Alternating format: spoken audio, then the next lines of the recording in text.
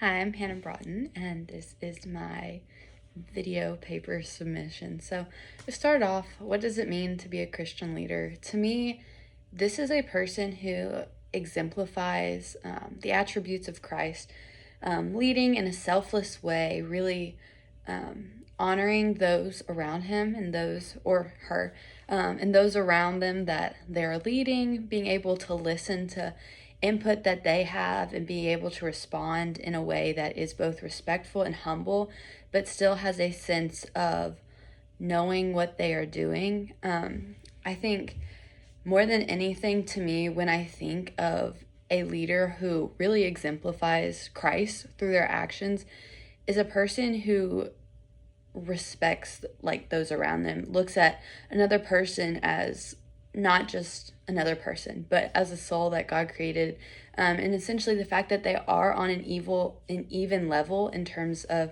eternity, even if from the aspect of the world we live in, there's a hierarchy. In the eyes of God, we are on a even level.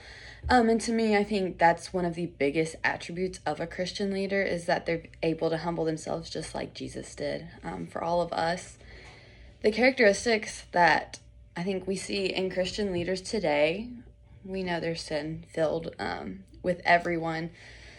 We're filled in everyone. And so obviously any leader of this world, Christian or not, is going to exemplify some sort of aspect of that. But Christian leaders specifically, again, I think should be able to recognize their downfalls and their pitfalls and one, seek discipleship in that area. I've always said that in order for a cup to be full and fill others, it also needs to be getting filled, because once you fill others and it runs out of liquid, there's an empty cup.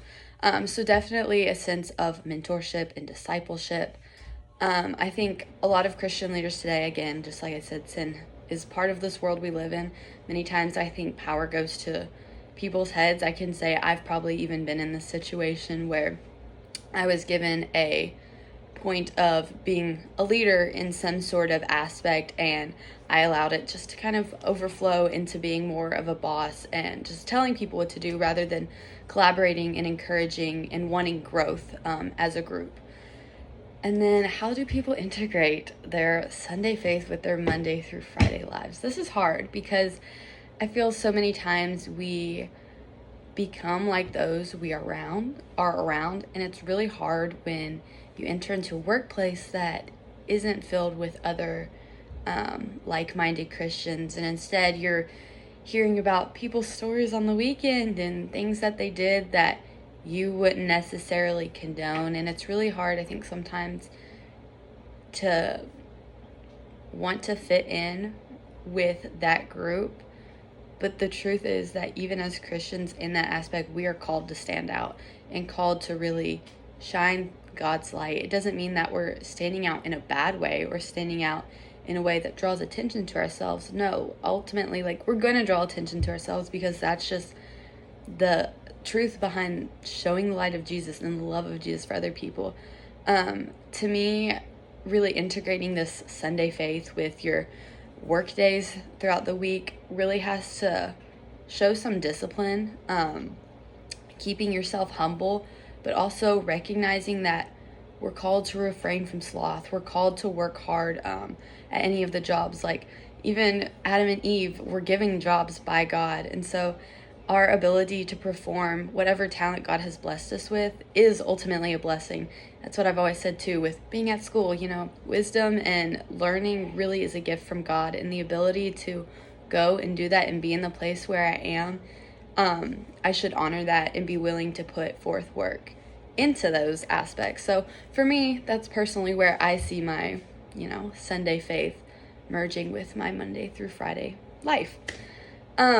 Ultimately, I think where I have seen my Christian attributes shine through in my forms of leading has definitely been at my barn. I used to teach writing lessons at the barn that I've ridden at for 13 years, and so I've been able to watch a lot of kids start exactly where I did and be able to help mentor and grow them.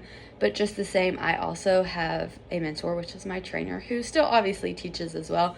But I've had her to help grow me, and so ultimately that atmosphere is not a Christian atmosphere, but I have learned how to ultimately like keep my cool and recognize that even if I'm not explicitly proclaiming Christ to each person that I interact with in that aspect, I'm able to still shine a light that's different from others and still able to let my character and just the way I speak, how I talk, what I talk about ultimately impact others' lives and show that I'm different from your typical college student that possibly doesn't know Christ. So to me, that is what being a Christian leader means, and I hope you enjoyed this presentation.